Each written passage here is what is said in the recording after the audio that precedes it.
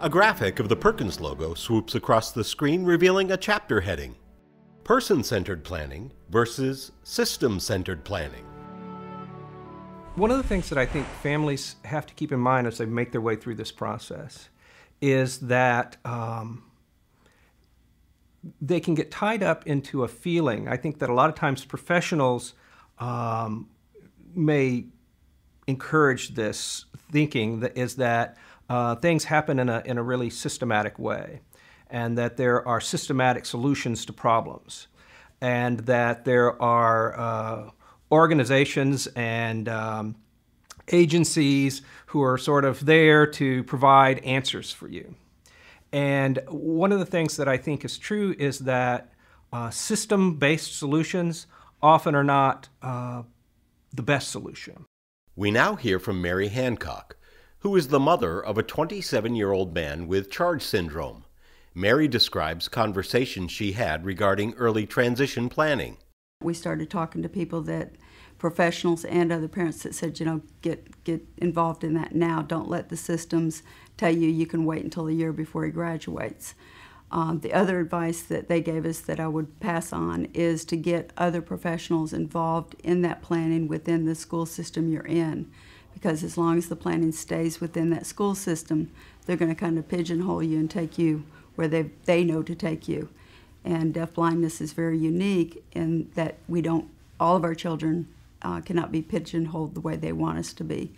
So we started involving those professionals in our educational planning meetings, and they kind of helped us drive it to where we needed to be. When you have a student who has a low incidence disability like visual impairment or deafblindness, that throws a wrench into the whole system, because those systematic solutions that people expect to find don't apply in this particular case. Like and I think that's true for really probably any student. You know, I mean, we could say, well, you know, everybody's an individual and everybody's different, and that's true.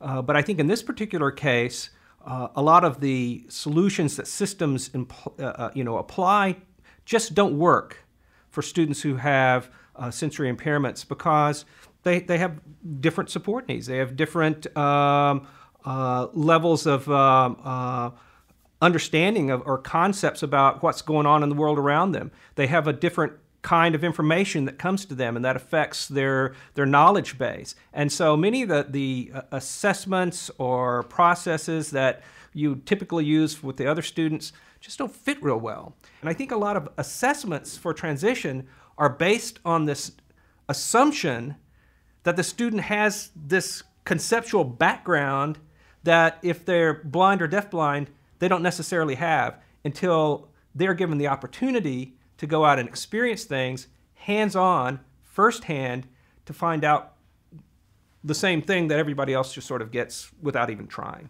Again, we hear from Mary, who describes the process her family went through to expose their son to opportunities, with the idea of developing an appropriate and successful transition. We had done so much in planning for that portion of it, and he had lots and lots of opportunities to try what was going to be his thing, and we never have been able to figure out what that will be.